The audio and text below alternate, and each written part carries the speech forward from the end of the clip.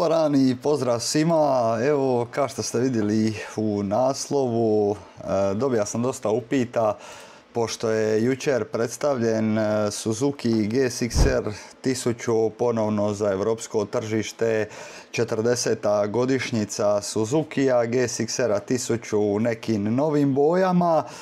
Pa eto, vjerujem da vas interesira i šta ja mislim o tome i kakav je uopće meni taj GSX-R i tako dalje, tako da malo ćemo sad to proći. Dakle, slave svoju 40. godišnjicu. Za vas koji ne znate, Suzuki je 1985. izašao na tržište sa GSX-R-om 750, što je bio tako reći prvi super sport bike sa aluminijskom ramom i tako dalje. I to je bio jedan veliki napredak u motosportu.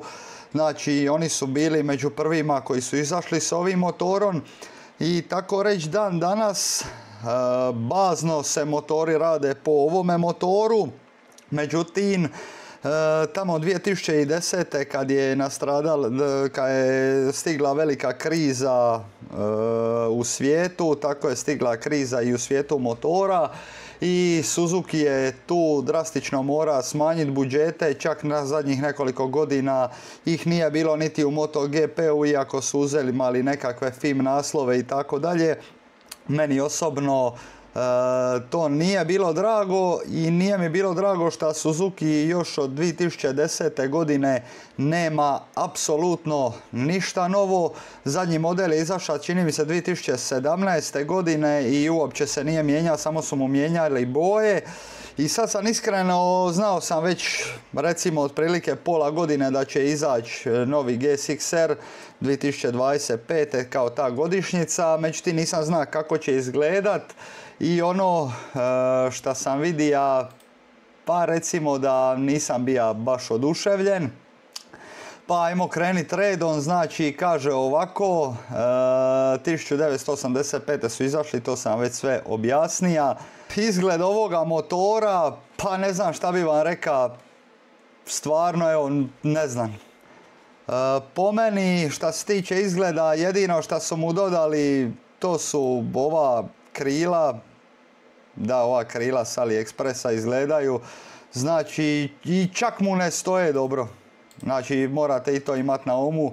Znači stavili su mu ova krila i bez veze mi nekako izgleda, ima ove 40. godišnjica naljepnice, a uspuh s ove dvije cijevi Euronorme, vjerojatno ima i dvije lambda sonde, ovjes, kažu da su promijenili ispušne ventile, da su dosta toga nadodali, promijenili, međutim ono što ja vidim je da motor ima 195 konja, GSX-R 1000 iz 2017. godine je bio dosta jači, ima je 202 konjske snage, tako da po meni nije baš Suzuki ovdje napravio nekakav napredak.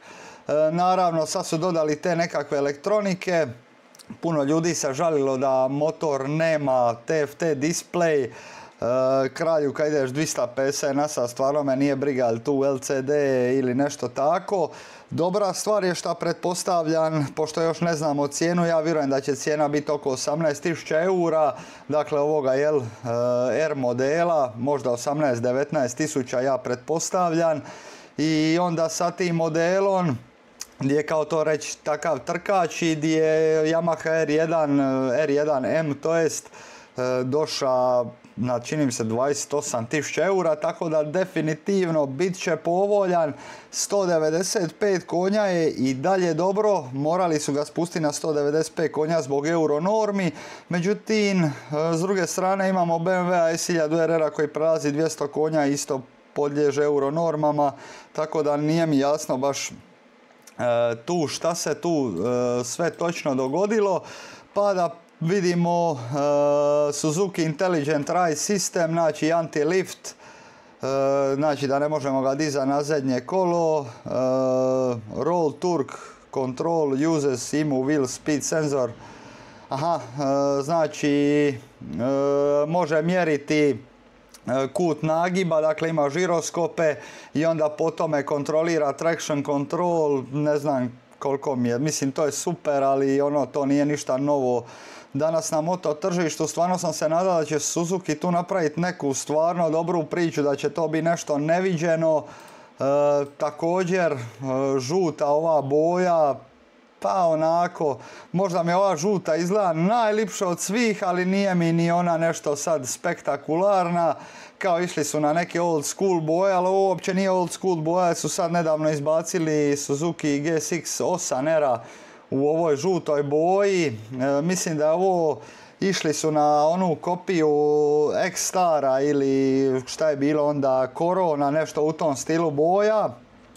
Daleko od toga da je ovo motor sa vrhunskim performansama, vrhunski se vozi, međutim vidjeli smo u Suzuki-a zadnjih godina da stvarno apsolutno ništa novo nemaju.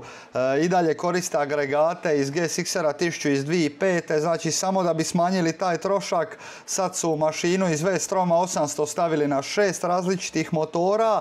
To je super ako gledamo cjenovno, međutim stvarno već dugo nije bilo apsolutno ništa inovativno kod ovoga motora i to je ono što se meni iskreno ne sviđa. Daleko od toga da će biti dobar, meni se recimo više sviđa Honda CBR Triple R. Da, dobro ste čuli, iako sam Suzuki fan, očekivao sam puno bolje, bez obzira što ima širi zupčasti ovaj lanac, nova glava motora, novi oblici klipova i tako dalje. Znači ono, nije to baš ono što sam ja očekivao. Naravno, ljubitelji GSX-era naravno da će biti zadovoljni i sretni. Ja sam isto ljubitelj, međutim CBR Triple R sa 215 konja mislim da ne može baš parirati ovome. ZX-10R je imao oko 200 konja, Yamaha R1 197 konja. Ovaj sa 195 daleko od toga da će biti dobar, međutim ovo je jako razočaravajuće, čak i ova crvena boja koja su išli na Kevin Schwanza, kralj, ovo nema veze sa motorom od Kevina Schwanza i uopće ne izgleda dobro, a da ne pričam o ovim krilima sa AliExpressa koje doslovno možete kupiti za ono 50 kuna, to jest ono ne znam 10 eura. I to mi je jako čudno, nema strašnjeg blatobrana, mislim da jebe u mater stavi taj strašni blatobran, ono, zašto si toliko škrtav, ne razumijem. Auspuh ogroman i vidim ove dvije cijevi ovdje da ima kao i S1000RR. Ovo prednje svjetlo su ostavili isto što je po meni totalno bez veze. Ima šova ovjes, to izgleda obećavajuće i kad sve zbrojimo i oduzmemo, ok, ako ne bude skup, prihvaćan, međutim za 40. godišnjicu očekivao sam nešto puno bolje i inovativnije, a na kraju nisu nam dali ništa nego možda najslabiji motor do sad sa nekim bojama koje nismo vidjeli do sad, a sad opet ljepota je u oku promatrača, nekome će se to svidit, meni osobno i ne baš. Vi mi dole pišite u komentaru šta vi mislite. Ja definitivno mislim da motori su na silaznoj putanji, ne samo kod Suzuki-a nego i kod ostalih marki, zato što su počeli su iste agregate stavljati u 16 različitih motora. Lijepo je vidi da se vratija nazad i da idu u MotoGP tim. Naravno MotoGP motor košta, vjerovali ili ne, oko 2 milijuna eura. Tako da ne možemo baš uspoređivati motor koji će oni voziti u MotoGP-u s ovim što su nama dali za tržište. Također još što je meni ovako zanimljivo, bez većih nekakvih promjena, Brembo monoblokovi kao i prethodnih godina, to znači uopće nisu bile ozbiljne kočnice i Suzuki već godinama ima problem sa tim da napravi dobre kočnice, tako da težina je identična s onim prijašnjih godina. Super je recimo kod ovakvog motora šta dolazi sa quick shifterom, bliperom, znači s tom dodatnom opremom i to stvarno vrijedi, jer ne moraš to kupovati. Posljednji Suzuki motori su stvarno možda jednih od jeftinijih motora što i možete naći, japanski. Dobra stvar je što evo već 40 godina stvarno imaju kvalitetne mašine, pouzdani su agregati, da su najbolji nisu. I naravno da će tu biti i modeli GSX-R 750, GSX-R 600 koji doslovno izgledaju skoro pa identično. Znači, nema niti GSX-R one naljepnice sa strane, ne znam, dizajnovi su mi stvarno očajni. Mene zanima samo kad će se ovi dizajneri prestati drogirati, jer ovo stvarno ne izgleda dobro. Znači, ovdje mi fali ona GSX-R naljepnica, pogledajte ovo svitlo sramotno naprijed. Znači, ovo svitlo stoji to od 2012. godine, pa jebem u mater, pa ste mogli smisliti nešto inovativno. Znači, ključ isti, pa jebote, amortizer volana tvornički dolazi, ajde, to je isto dobro. Ali da je ovo nešto spektakularno, ne, čak i ova 750 nema nekakvu konkurenciju. GSX-R 600, isto ovo svitlo nikako od 2012.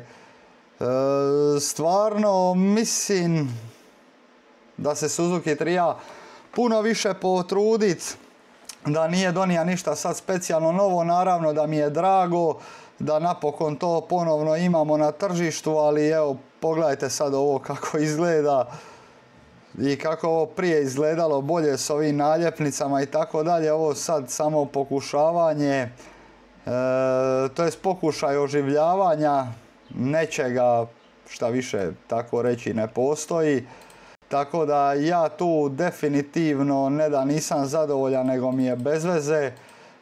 Pogledajte ove K5, K6 modele, K7, već ovdje 2009. 2010. tu je već bija kraj.